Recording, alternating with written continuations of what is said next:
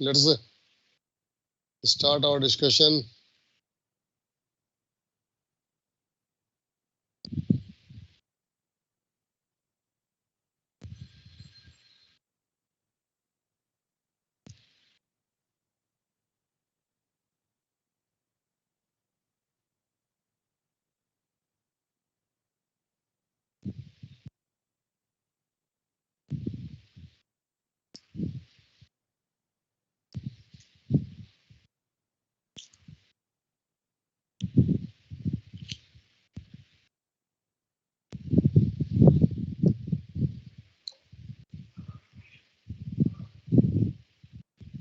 So in the previous class, we have discussed about the Lok Sabha. Today we'll discuss Raj Sabha. So the Raj Sabha, as per our constitution, this is known as Council of States and also known as the House of Elders and is the upper house. Okay. Lok Sabha is lower house, Raj Sabha is upper house. And it is also known as House of Elders. Just simply because as compared to the Lok Sabha,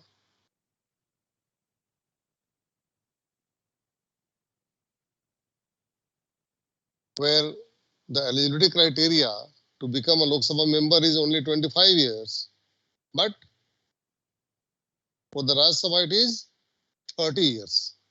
Okay. So that's why it is known as House of Elders as compared to the Lok Sabha. And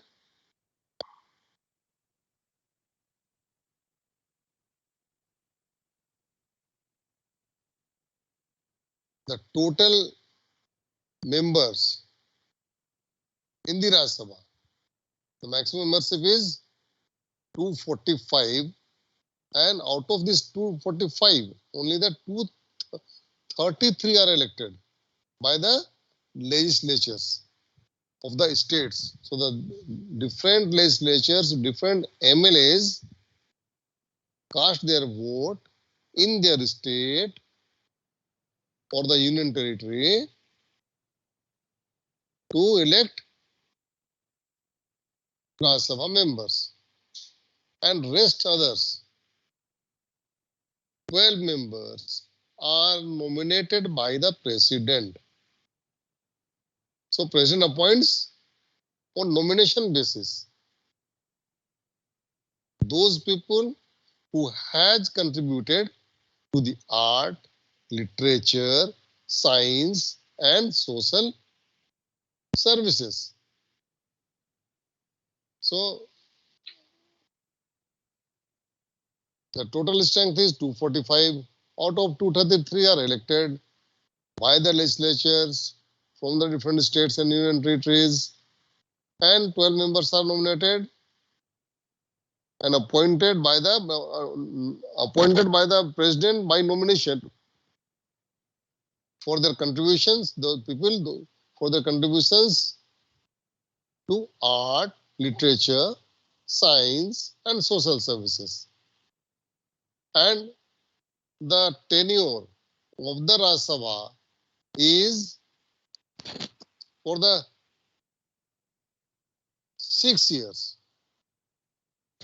and it is a permanent body. So it is never dissolved, and 1/3 of the members they always retire. Once they complete their 6 years of tenure, these people retire. So every 6 years. So it is a permanent body. It is never dissolved completely. Okay. And as compared to the Lok Sabha, the Raj Sabha has equal footing in the legislation with the Lok Sabha. But except in the area of supply, it is said, where the Lok Sabha has overriding powers. So, in case of conflicting legislations, a joint sitting of the two houses can be held, where the Lok Sabha would hold a greater influence because it's larger membership. Okay. And the Vice President of India, the Vice President of India, presently the Vice President is Venkaiah Naidu, is the ex officio chairman of Rajya Sabha who presides over the sessions.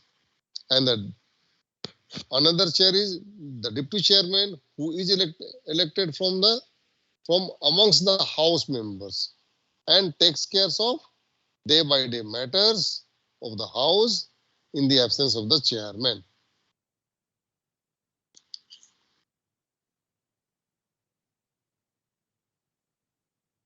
Now the eligibility criteria, as I told, the person must be citizen of India and he must have completed 30 years of age and he must be elected by the Legislative Assembly of the states and union territories by the means of single transferable vote. The person should not have been proclaimed criminal and he should not be declared insolvent and he should not hold office of profit under the government of India and he should not be of unsound mind. So these are the eligibility criteria for the membership of Rajya Sabha. So as I told, they are same in the same footing as compared to the Lok Sabha, but the Constitution of India places some restrictions on Rajya Sabha. So the Lok Sabha, the House of People, is more powerful in certain areas. So you see in which areas? Mainly the money bills. Okay. So the definition of money bill is given in the Article 110 of the Constitution of India. And it can be introduced only in Lok Sabha. So always remember that the money bill can be introduced only in Lok Sabha by a minister, presently Sitaraman, and only on the recommendation of the President of India. And when Lok Sabha passes a money bill, then the Lok Sabha sends the money bill to Rajya Sabha for its approval. And it is the responsibility of the Rajya Sabha to recommend within the 14 days. And if Rajya Sabha fails to return the money bill in 14 days to Lok Sabha, the bill is deemed to be passed by the both houses. So this is the power of the Lok Sabha. And also, suppose if the Lok Sabha rejects any of the amendment, so when it is sent to, after passing in the Lok Sabha, it is sent to the Rajya Sabha, and then they can either amend or they can give some recommendations. But it is upon the Lok Sabha. If the Lok Sabha rejects any of the amendment proposed by the Rajya Sabha, again the bill is deemed to have been passed by both of the houses in the form that the Lok Sabha finally passes it. So the Rajya Sabha can only give recommendations for a money bill, but Rajya Sabha cannot amend the money bill. And it is upon the Lok Sabha to accept or reject the recommendations of the Rajya Sabha on money bills. And second is joint sitting of the two houses of the parliament. In certain case, the joint sitting can be convened by the President of India when one house has either rejected a bill passed by the other house. So it has been any bill passed by the one house and another house has rejected, then the President of India can convene the meeting and has not taken any action on a bill transmitted to it by the other house for 6 months.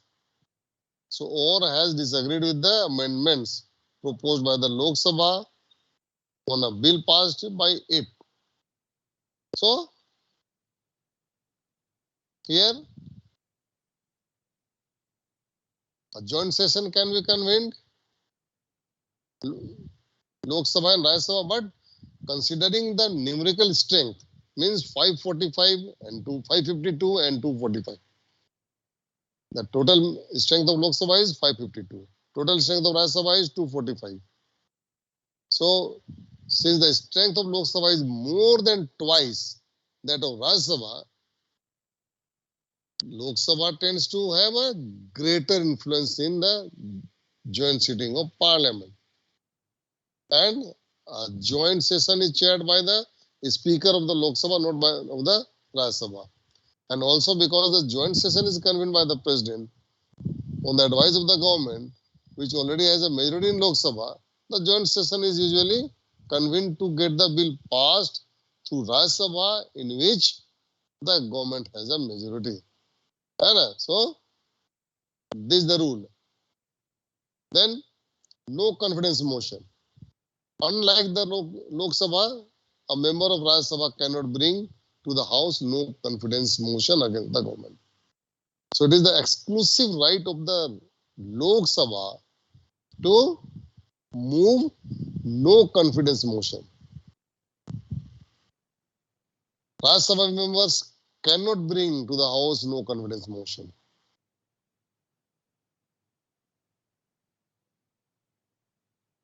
Then union-state relations. The Constitution empowers the Parliament of India to make laws on the matters reserved for states.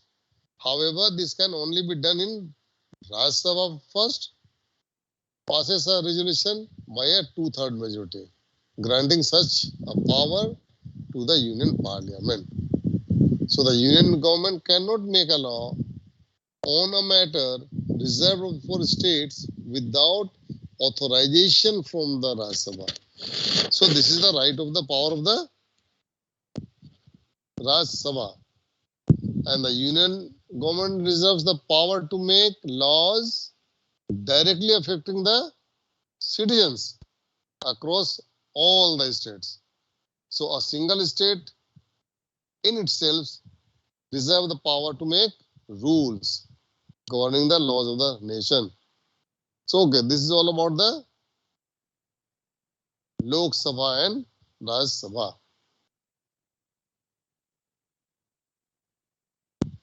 Now, the next topic is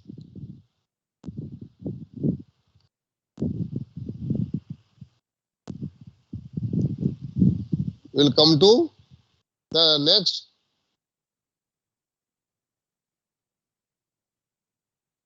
governor, come to the state, from union to state. We have discussed about the president, about the parliament, about the council of ministers of union, and the cabinet secretariat. Now we will start discussion on the state. So at the state level,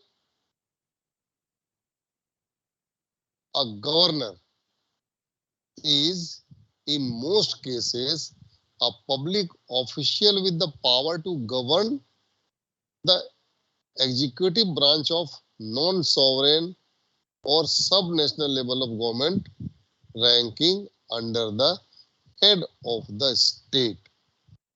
So, the head of the state is the governor.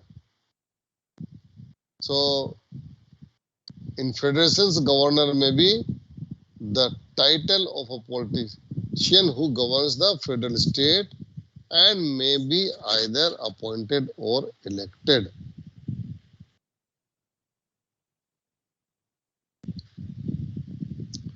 So the power of the individual governor can vary between the political systems. with some governors having only nominal or mostly ceremonial power, with others having complete control over the entire government. So you may remember that Mamata Banerjee, in most of the cases, she has seized the power of the governor. The exclusive power of the appointment of the vice chancellor is with the governor in other states, but in West Bengal, it is the power of the state and the chief minister or the council of ministers.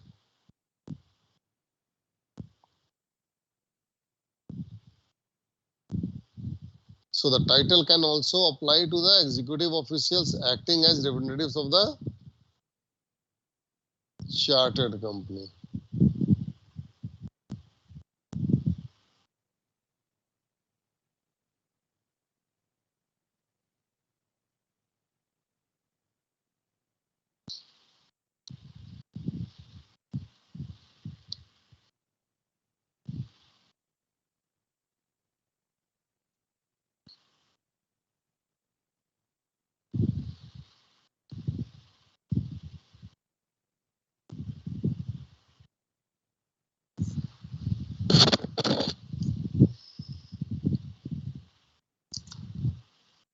So here, the governor of the state have similar power and functions at the state level as those of President of India at central level. So the President of India is the chief executive of the country, of the nation, whereas the governor is the head of the state and he enjoys similar powers and functions at the state level.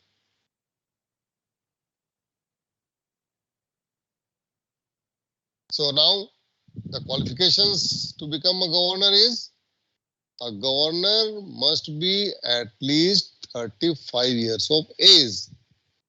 So remember, always remember, to become a Lok Sabha member, the minimum age is 25 years.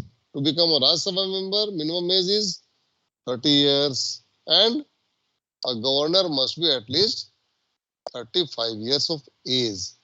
And the second is, he should not be a member of the either of the parliament, either house of the parliament or house of state legislature.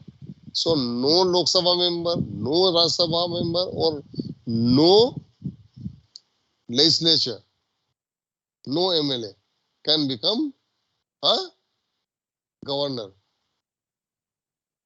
So this is the second eligibility criteria, and the third eligibility criteria is he should not hold any office of profit. So even the IS officials who are holding the chair, profit of office, or office of profit in the state or national level, they cannot become a governor. So the traditionally governors are not appointed to lead the state where they reside. So the people from one state, suppose people from Jharkhand cannot be appointed as a governor of Jharkhand. So the present governor Ramesh Vaishya belongs to Chhattisgarh, and just before this, Draupadi Murmu was the governor of Jharkhand. She was from Odisha, right? So the governor of a state is appointed by the President of India. And the factors based on which the President evaluates the candidature is not mentioned in the Constitution. He can appoint any person as a governor. Simply he should possess all the qualifications which I have earlier discussed. Now, as I told, they have the governor has similar power and functions. So the powers and functions of the governor are So the primary function of the governor is to preserve, protect, and defend the constitution. To preserve, to protect, and to defend the constitution and the law as incorporated in their oath of office under Article 159 of the Indian Constitution in the administration of state affairs. So he is the head executive, big boss in the state level. So all the governor's actions, recommendations, and supervisory powers over the executive and legislative entities of a state shall be used to implement provisions of the constitution in the state. So in this respect, governor has different powers. As we have already discussed, the powers and functions of the president, here also the governor enjoys executive powers, legislative powers, and discretionary powers. So the executive powers are related to administration, appointments, and removal. Removal of the chief minister or the other officials. And the legislative power is related to lawmaking and the state legislature, that is state legislative assembly, Vidhan Sabha, or state legislative council also. So as there is Lok Sabha and Raj Sabha in the parliament, in the union level, in the state level there are Vidhan Sabha and Vidhan Parishad. So the Vidhan Sabha is known as State Legislative Assembly and the Vidhan Parishad is known as State Legislative Councils. So executive powers, legislative powers and discretionary power. And the discretionary powers to be carried out according to the discretion of the governor. The governor of India, the governors of India have similar powers and functions of the state as those of President of India as the state level. So let us see the executive powers. So the constitution, as per our constitution, governor have all executive powers of the state government. The governor appoints chief minister who enjoys the support of the majority of the state legislative assembly. So as I told that Pushkar Singh Dhami, even he lost his seat, but he is enjoying the support of the majority party in the assembly, means BJP party. So he became the chief minister of Uttaranchal. So the president has, the governor has appointed Pushkar Singh Dhami as a chief minister of Uttaranchal. And then on the recommendation of the chief minister, the governor also appoints the other members of council of ministers and distributes portfolios to them on the advice of the chief minister. So the chief minister will advise who will be the member of council of minister and what portfolio the minister will hold. So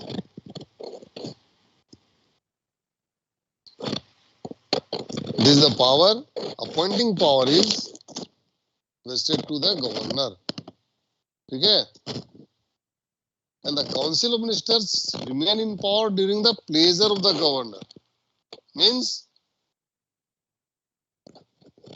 the real meaning of this is, it means the pleasure of the obtaining majority in the legislative assembly. Right? So as long as the majority in the state legislative assembly supports the government, the council of ministers cannot be dismissed. Then the governor of the state, state also appoints, like Chief Minister, he also appoints Advocate General and the chairman of the State Public Service Commission members. So apart from this, state election officer is also appointed by the governor. And the President of India also consults the governor in the appointment of the judges of the high courts. And the governor appoints the judges of the district courts. All administrations are carried on the governor's name, and they also have the power to appoint staff for their tenure in class 1 and class 4 as per the Constitution of India. So, as I told about the West Bengal, that is the exception, because the Mamata Banerjee has seized due to dispute, conflict between the Raj Bhavan and the State Council of Ministers. Usually, the governor of state, by virtue of their office, is also chancellor. And different universities have vice chancellors, and there is a chair of chancellor, and governor is the chancellor by virtue of his office. And most of the universities of state, and as a chancellor, he appoints the search committee for the appointments of vice chancellors. Then the governor accord consent to award of degrees and withdraws degrees on distinctions, both at the recommendation of the Senate. So this is the executive power of these are the executive powers of the governor. Now, the legislative power. The state head, the governor, the sessions of both houses of the state legislature and prorogues them. And the governor can even dissolve the state legislative assembly. These powers are formal, and the governors use these powers must comply with the advice of the Council of Ministers. So, Council of Ministers is headed by the Chief Minister.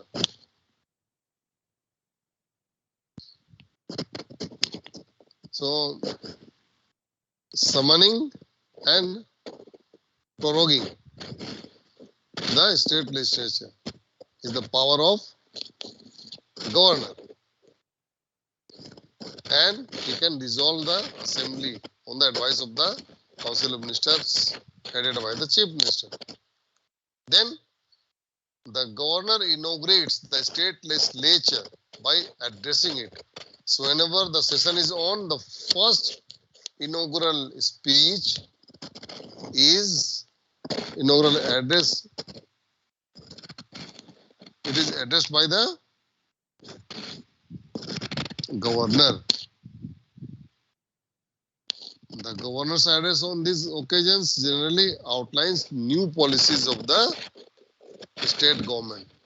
So like central level,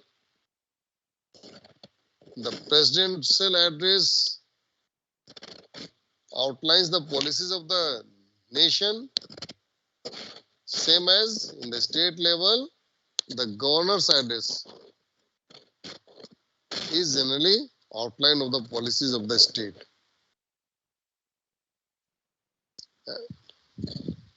So, whenever a bill is passed by the legislature, then it is sent to the governor's office for his assent. And the governor can return a bill to the state legislature if it is not a money bill. He cannot return the money bill, but other bills. So here you might be, if some of you are from the Jharkhand state. Mob lynching bill was introduced. And in the state legislature of Jharkhand recently, that is going on, but the governor rejected. And if you will go through the newspaper, you can find it today. Okay? Then comes financial power. The governor causes to be laid down before the state legislature the annual financial statement, which is the state budget. And, so further, no demand for the grant shall be made except on the governor's recommendation.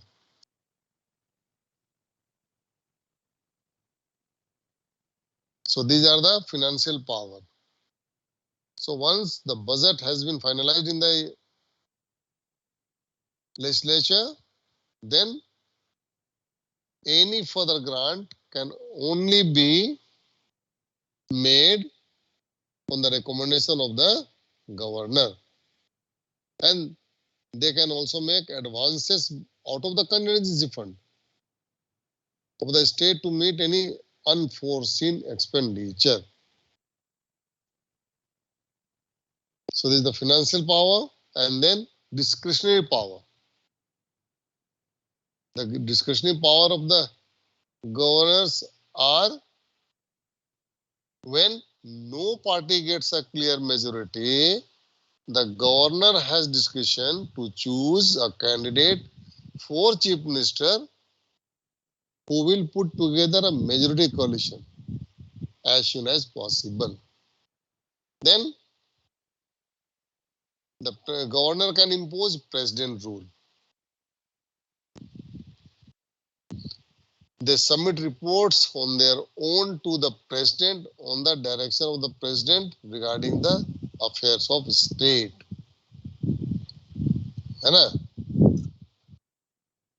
So here again I would like to quote the example of West Bengal. Right? And the governor can withhold their assent to a bill and send it to the president for approval. And during emergency rule, as per Article 353, the governor can override the advice of the Council of Ministers. So this is the discretionary power.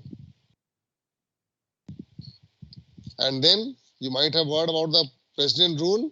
So the governor has no role or power in the contingency situation, such as president rule, unless especially permitted by the president under Article 160 and 356, Article 356 and 357.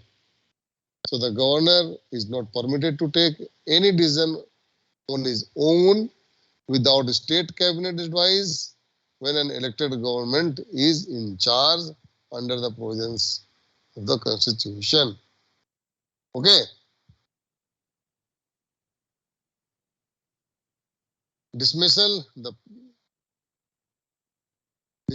by president, at whose pleasure the governor holds office. Dismissal of governors without valid reason is not permitted. However, it is the duty of the president to dismiss a governor whose acts are upheld by court as unconstitutional or malified. Or he can resign from the chair. There is no provision of impeachment, unlike with the President of India and judges of high courts and the Supreme Court. So no impeachment motion can be held. Okay. So only 32. Siddhant, where are others? Yes, sir. Siddhant, where Yes, are sir. others? Sir, I don't know, sir. Oh. So okay, but you might have heard that this time your end-sem examinations will be held on offline mode. Hai? Yes, sir. Yes, sir. So get ready, be prepared. Okay, Yes, so sir. I think which date you'd like to have your second quiz? Just tell me. The Tuesday class timing only. Tuesday? Yes, sir. In the class timing only. Okay. So next Tuesday, you get ready, prepared for the second quiz. That will be from the second module. Okay? Done? Yes. Yes, sir. Okay. So almost second module has been completed. We'll move to the third module after the second quiz. Right?